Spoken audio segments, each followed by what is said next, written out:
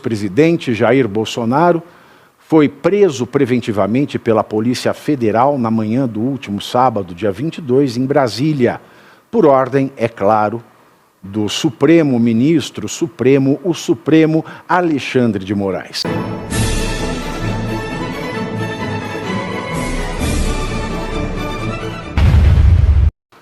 É disso que o Brasil fala desde as 7 horas da manhã do último sábado.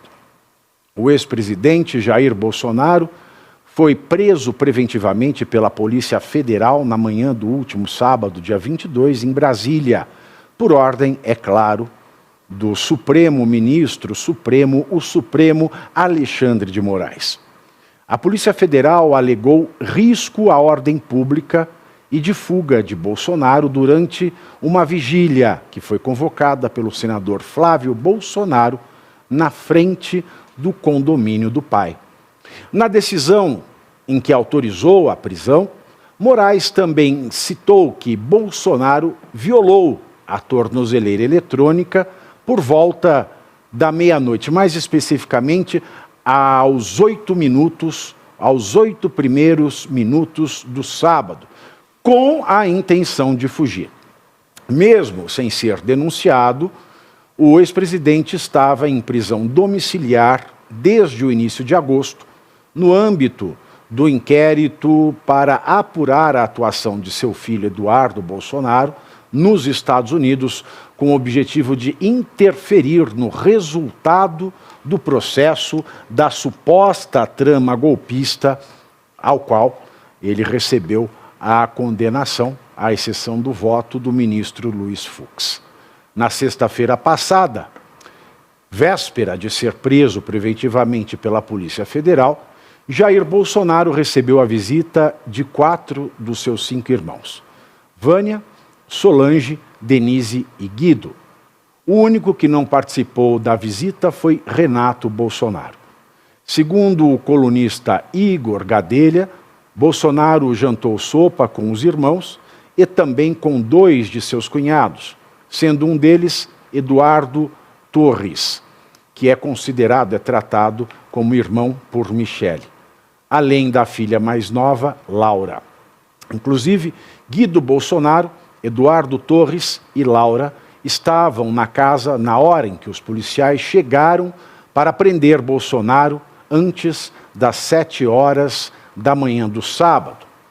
Na audiência de custódia que sucedeu à prisão de Bolsonaro, e é interessante notar que a audiência de custódia que aconteceu em mais de 24 horas depois do recolhimento, né? Sendo que a lei diz que tem que ser até 24 horas,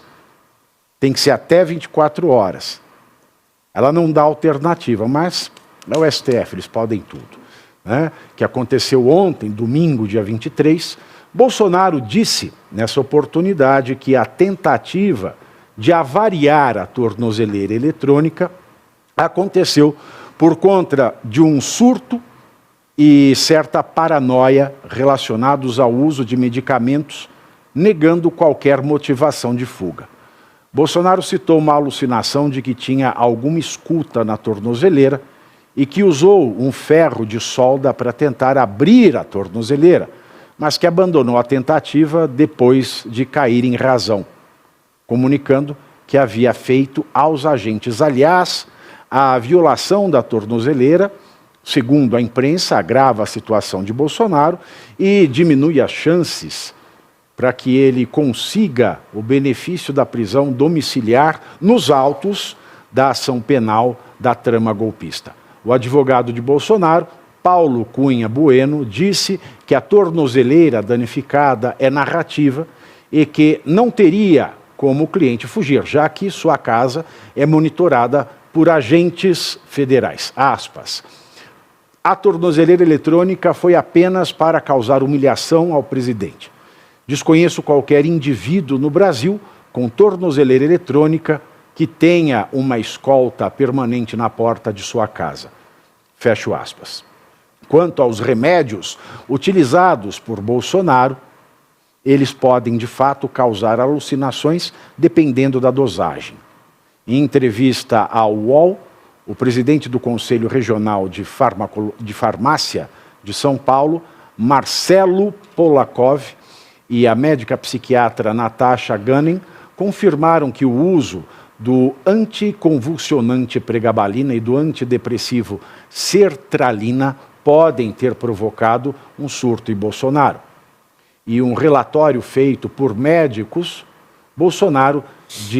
os médicos de Bolsonaro diz que o ex-presidente passou, na noite de sábado, por um quadro de confusão mental e alucinações, possivelmente induzido pelo uso irregular da pregabalina, administrado, aspas, sem o conhecimento ou consentimento da equipe responsável.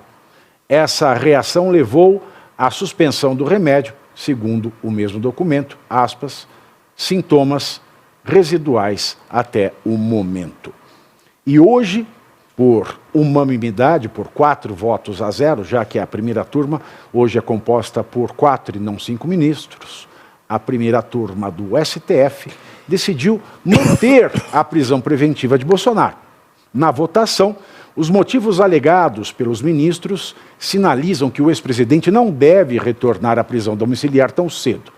Dino e Moraes, por exemplo, que foram os únicos que votaram, já que Carmen Lúcia e Cristiano Zanin Martins acompanharam o voto do relator, mas Dino e Moraes citaram desrespeito às medidas cautelares.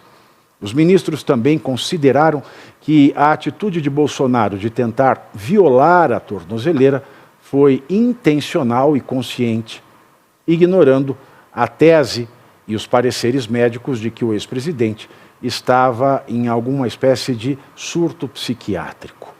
A prisão de Bolsonaro deve mexer com o jogo político para 2026 e um dos reflexos será em Flávio Bolsonaro, que vinha sendo apresentado como possível nome da direita para a eleição presidencial. A decisão do STF pode atrapalhar a imagem do filho, considerado mais moderado de Bolsonaro, e fortalecer bases mais radicais, dificultando uma dita união de um único nome de direita. E um monitoramento realizado pela Quest, que foi divulgado ontem, mostra que a maioria dos brasileiros que se manifestaram nas redes sociais são contra a prisão de Bolsonaro. O levantamento mostra que 42% das pessoas pensam desta forma, contrárias à prisão, enquanto 35% foram a favor. Outros 23% se mostraram neutros sobre essa questão. Nós temos aqui na mesa 2 profissionais do direito.